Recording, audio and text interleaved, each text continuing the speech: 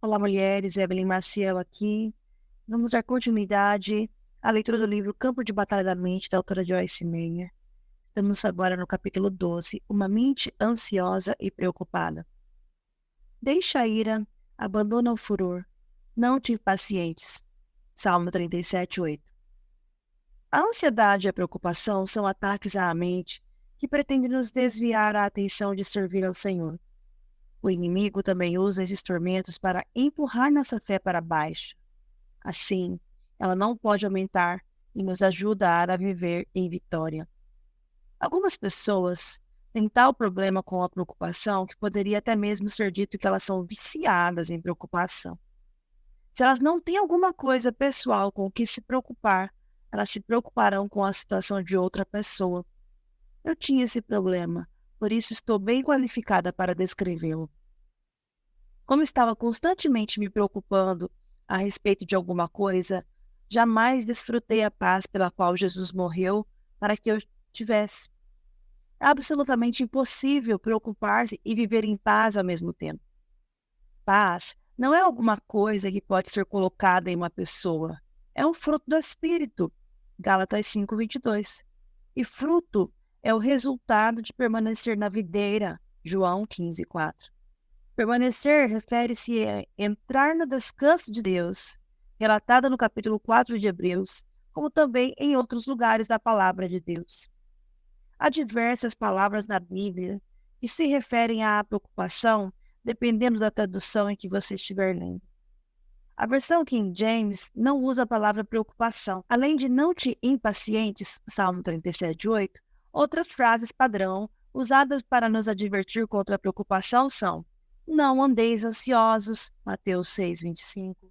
Não andeis ansiosos de coisa alguma, Filipenses 4:6. E lançando toda a vossa ansiedade, 1 Pedro 5:7. Geralmente, uso a Amplified Bible, que inclui diversas versões diferentes e outras frases que se referem ao assunto. Para simplificar o ensino no restante deste capítulo, vou me referir a essa situação como preocupação. A preocupação definida.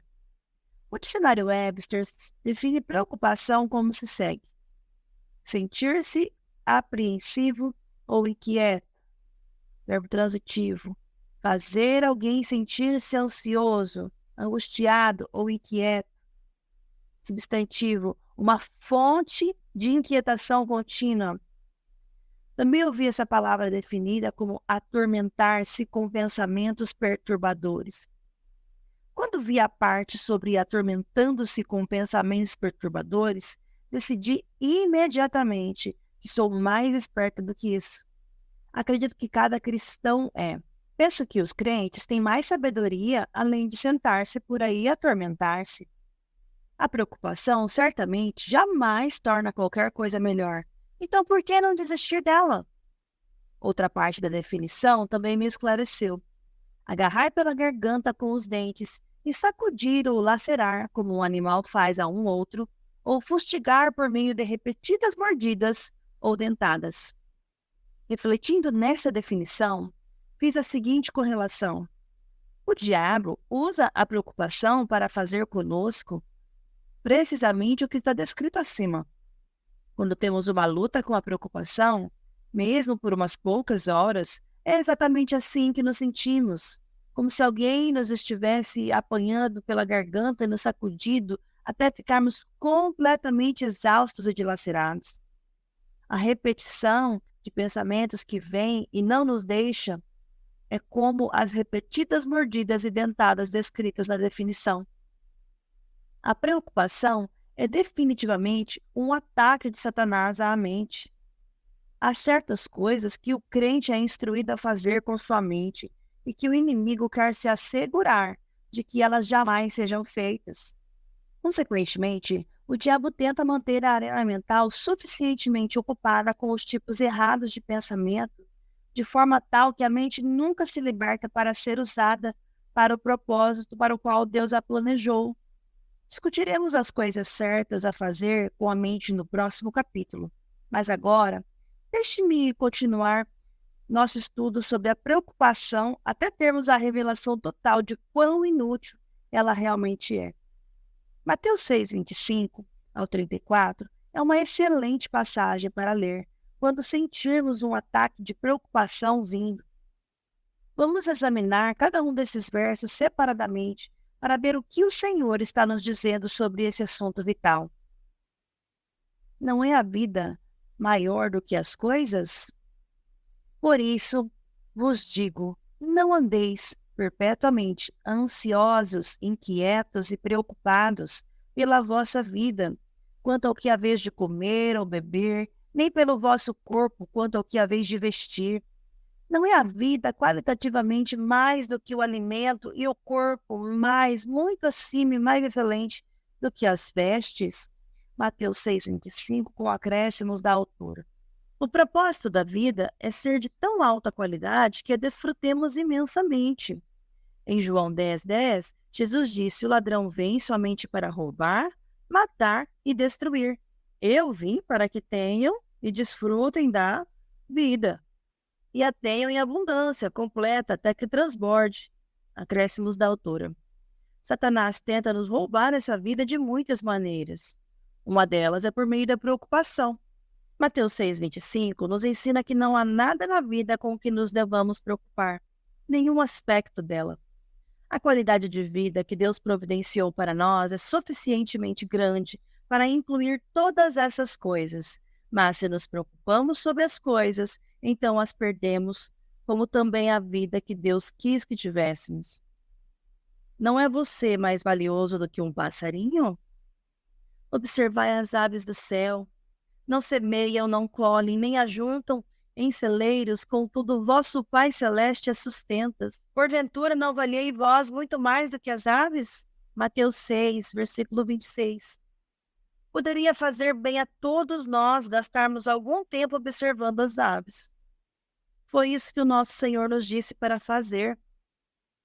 Se não todo dia, pelo menos de vez em quando, precisamos tirar um tempo para observar e lembrar a nós mesmos como nossos amigos de pena são bem cuidados. Eles literalmente não sabem de onde virá a sua próxima refeição.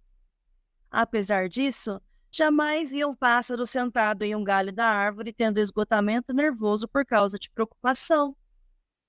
O que o mestre quer dizer aqui é, na verdade, muito simples. Porventura, não valieis vós muito mais do que as aves? Mesmo que esteja lutando como uma autoimagem pobre, com certeza você pode acreditar que é mais valioso do que um pássaro e ver como seu Pai Celestial toma conta deles tão bem. O que você ganha por se preocupar? Qual de vós, por se preocupar e por ansioso que esteja, pode acrescentar um côvado à sua estatura ou ao curso da vida? Mateus 6, 27, com acréscimos da altura. O ponto principal, rapidamente entendido, é que a preocupação é inútil. Não realiza nada de bom. Se é assim, então por que preocupar-se? Por que ficar ansioso? Por que ficar tão ansioso? E por que andais ansiosos quanto ao vosso vestuário? Considerai como crescem os lírios do campo e aprendam inteiramente como eles crescem. Eles não trabalham nem fiam, e contudo vos afirmo, nem Salomão, em toda a sua glória, excelência, dignidade e graça, se vestiu como qualquer deles. Ora, se Deus veste assim a erva do campo, que hoje existe e amanhã é lançada no forno, quanto mais vestirá a vós outros, homens de pequena fé. Mateus 6, do 28 ao 30, com acréscimos da autora. Usando a ilustração de uma das suas criações, o Senhor assinala que se uma flor que nada faz pode ser tão bem cuidada e é tão bonita que excede em brilho até mesmo a Salomão com toda a sua majestade, então com certeza podemos acreditar que receberemos cuidado e provisão. Portanto, não se preocupe nem fique ansioso. Portanto, não vos inquieteis, nem fiqueis ansiosos, dizendo: que comeremos, que beberemos, ou com o que nos vestiremos? Mateus 6, verso 31, com acréscimos da autora. Gosto de ampliar esse versículo mais um pouco e incluir mais uma pergunta. O que vamos fazer? Penso que Satanás envia demônios, cujo trabalho é fazer nada mais do que repetir essa frase nos ouvidos do crente o dia inteiro. Eles disparam perguntas difíceis e o crente gasta seu precioso tempo tentando encontrar uma resposta. O diabo está constantemente deflagrando guerra no campo de batalha da mente, esperando enganar os cristãos em lutas longas, infindáveis e custosas. Note aquela parte do versículo 31 em que o Senhor nos instrui a não nos preocuparmos nem ficarmos ansiosos. Lembre-se de que a boca fala aquilo de que o coração está cheio, conforme Mateus 12:34. O inimigo sabe que se ele puder deixar suficientes coisas erradas circulando em nossa mente, elas finalmente acabarão saindo da nossa boca. Nossas palavras são importantes porque elas confirmam nossa fé, ou, em algumas ocasiões, nossa falta de fé. Busque a Deus, não aos presentes, porque os gentios, pagãos, é que procuram diligentemente e desejam ardentemente todas estas coisas, pois vosso Pai Celeste sabe que necessitais de todas elas. Buscai, tende como objetivo, esforçai-vos, pois, em primeiro lugar, o seu reino e a sua justiça, a sua maneira de fazer e ser correto, e todas essas coisas vos serão acrescentadas. Mateus 6, 32, 33, com o acréscimo da autora. Está claro que os filhos de Deus não devem ser como o mundo. O mundo busca coisas, mas nós buscamos o Senhor. Ele nos prometeu que se fizermos isso, Ele nos acrescentará as coisas que sabe de que precisamos. Devemos aprender a buscar a face de Deus, não a sua mão. Nosso Pai Celeste se deleita em dar aos seus filhos boas coisas, mas apenas se não estivermos correndo atrás delas. Deus sabe do que precisamos antes que o peçamos. Se simplesmente fizermos nossos pedidos conhecidos dele, Filipenses 4:6, ele os tornará realidade em seu tempo próprio e adequado. A preocupação não nos ajudará de jeito nenhum. Na verdade, ela retardará nosso progresso. Viva um dia de cada vez. Portanto, não vos inquieteis com o dia de amanhã, pois o amanhã trará os seus cuidados e ansiedades. Basta ao dia o seu próprio mal. Mateus 6:34, com acréscimos da autora. Gosto de descrever a preocupação ou a ansiedade como gastar o dia de hoje tentando saber como será o dia de amanhã. Vamos aprender a usar o tempo que Deus nos tem dado para aquilo que Ele planejou. A vida é para ser vivida, aqui e agora. Infelizmente, muito poucas pessoas sabem como viver cada dia em sua plenitude. Mas você pode ser um desses. Jesus disse que Satanás, o inimigo da nossa alma, vem para roubar a sua vida. João 10:10. Não permita que ele faça isso nunca mais. Não gaste o dia de hoje preocupando-se sobre o amanhã.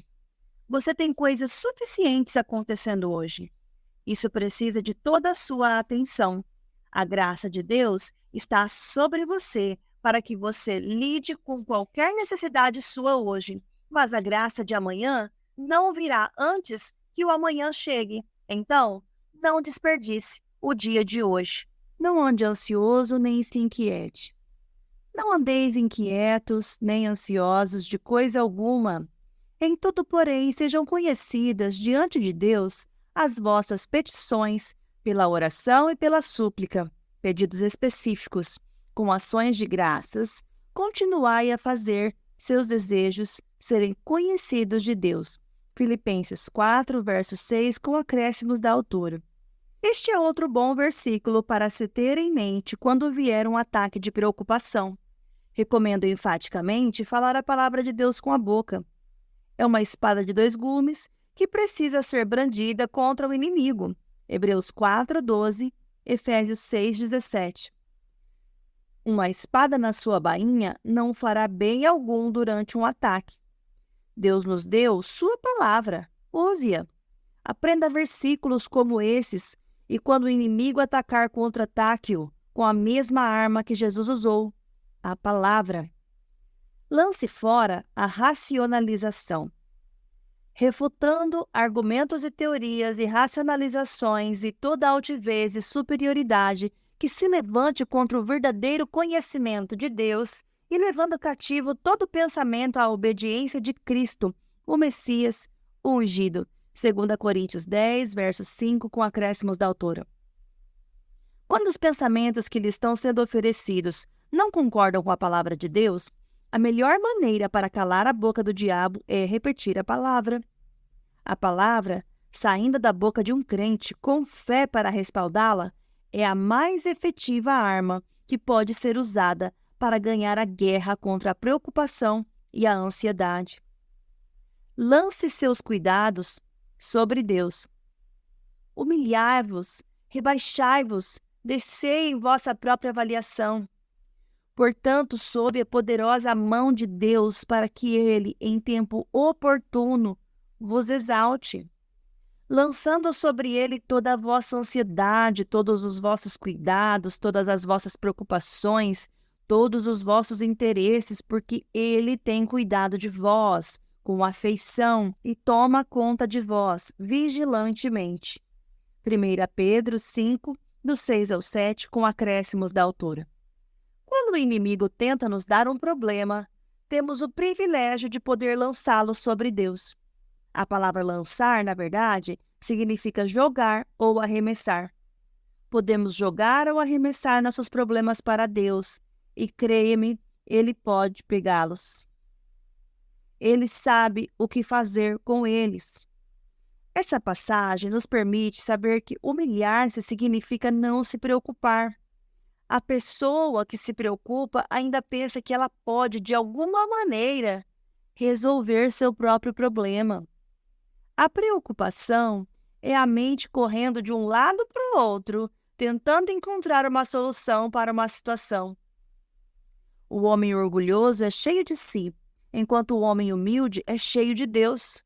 O homem orgulhoso se preocupa, o homem humilde espera. Apenas Deus pode nos libertar e Ele quer que saibamos disso para que em cada situação nossa primeira resposta seja nos apoiarmos nele e entrarmos no seu descanso. O descanso de Deus. Ah, nosso Deus, acaso não executarás tu o teu julgamento contra eles? Porque em nós não há força para resistirmos a essa grande multidão que vem contra nós, e não sabemos nós o que fazer, porém os nossos olhos estão postos em ti. 2 Crônicas 20, verso 12. Amo esse versículo. O povo a quem ele se refere havia atingido o ponto de perceber 3 coisas como certas. Primeiro, eles não tinham poder contra seus inimigos. Segundo, eles não sabiam o que fazer. Terceiro, eles precisavam ter seus olhos fixos em Deus. Nos versos 15 e 17 da mesma passagem, vemos o que o Senhor lhes disse quando eles atingiram essa percepção e de boa vontade a admitiram diante de Deus. Não temais nem vos assusteis por causa desta grande multidão, pois a peleja não é vossa, mas de Deus. Neste encontro não tereis de pelejar. Tomai posição, ficai parados e vede o salvamento que o Senhor vos dará. Qual é a nossa posição? É a de permanecer em Jesus e entrar no descanso de Deus.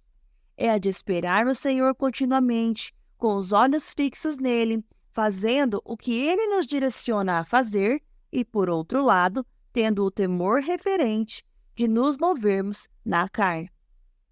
No que diz respeito ao descanso de Deus, gostaria de dizer isto: não há o descanso de Deus sem oposição. Para ilustrar, compartilho com você uma história que ouvi uma certa vez, envolvendo 2 artistas a quem pediram que pintassem quadros da paz da maneira como eles a percebiam. Um pintou um lago parado, calmo, bem atrás das montanhas. O outro pintou uma cachoeira impetuosa e espumejante sobre a qual se inclinava uma árvore com um pássaro repousando em um ninho em um de seus galhos. Qual delas verdadeiramente retrata a paz?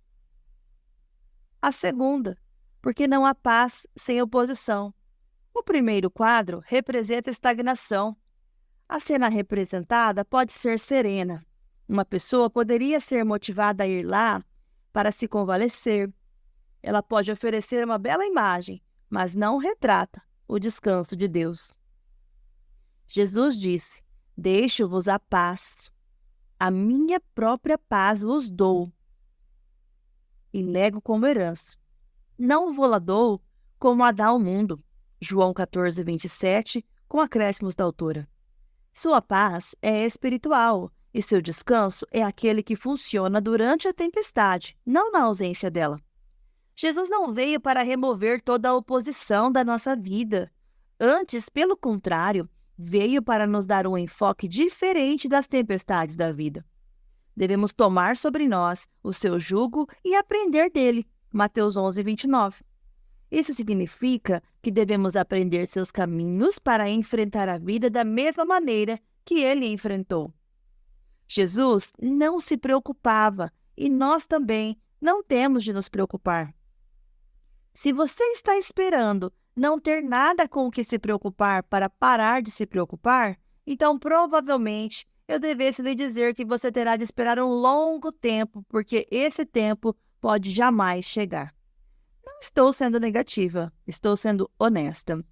Mateus 6:34 sugeriu que não nos preocupássemos com o dia de amanhã, porque cada dia terá suas próprias e suficientes preocupações. O próprio Jesus disse isso e ele certamente não era negativo.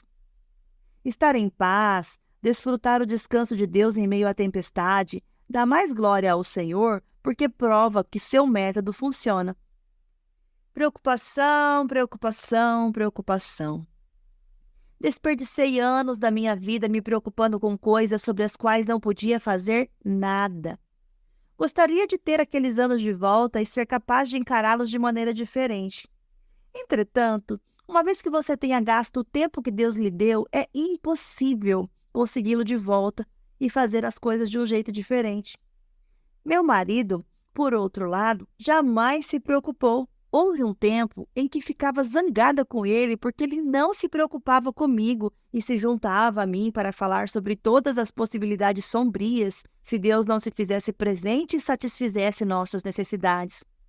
Sentava-me na cozinha, por exemplo, e despejava as contas e os talões de cheque, ficando mais descontrolada naquele momento, porque as contas eram mais do que o dinheiro.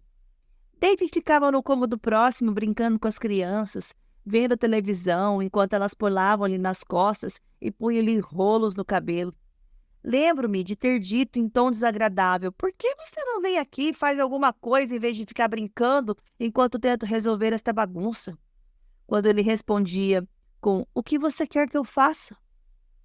Jamais podia pensar em outra coisa. Deixava-me irritada o fato de que ele ousasse se divertir enquanto eu estava enfrentando uma situação financeira tão desesperadora.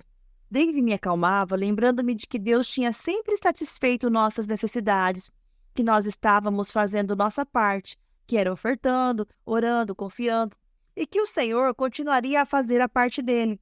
Devo esclarecer que David estava confiando enquanto eu estava me preocupando.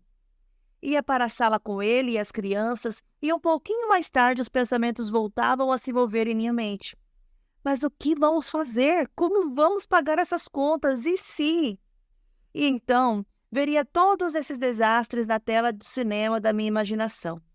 Execução da hipoteca, apreensão do carro, embaraço na frente de parentes e amigos se tivéssemos de pedir ajuda financeira, e assim por diante. Você já assistiu a esse filme ou teve todos esses tipos de pensamentos se revolvendo em sua mente constantemente? Claro que sim. Do contrário, você provavelmente não estaria lendo esse livro.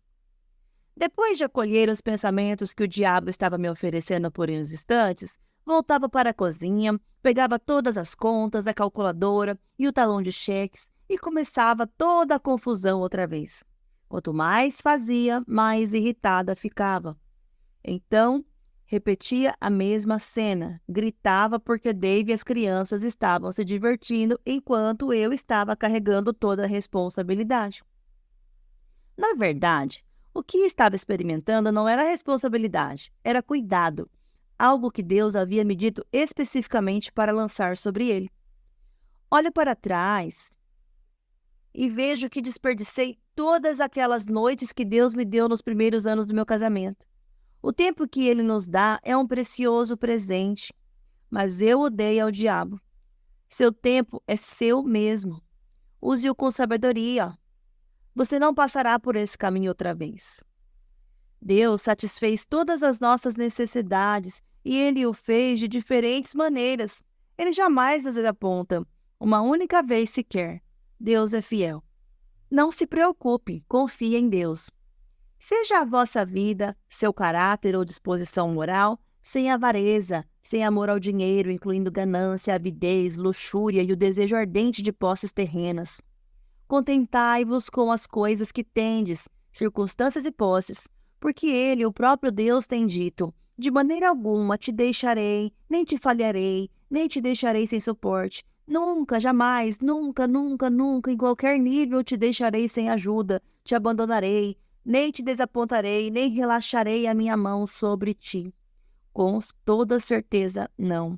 Hebreus, capítulo 13, verso 5, com acréscimos da autora. Essa é uma excelente passagem a ser usada para encorajar a você mesmo quando tiver preocupações sobre se Deus se fará presente ou não e se satisfará suas necessidades. Nessa passagem, o Senhor está nos avisando que não precisamos ter nossa mente no dinheiro, imaginando como tomaremos conta de nós, porque Ele tomará conta dessas coisas por nós. Ele prometeu nunca falhar e nunca nos abandonar. Faça a sua parte, mas não tente fazer a parte de Deus. A carga é muito pesada para carregar, e se você não for cuidadoso, você se quebrará sob o peso dela. Não se preocupe, confia, inclina-te sobre, acredita, tem confiança no Senhor e faze o bem. Então, habita na terra e alimenta-te da verdade e serás verdadeiramente aumentado. Salmo 37, verso 30, com acréscimos da autora. Assim nós finalizamos a leitura deste capítulo, um capítulo rico, precioso, a qual nos ensina onde nós devemos lançar verdadeiramente as nossas ansiedades e preocupações. Deus te abençoe e até o próximo capítulo.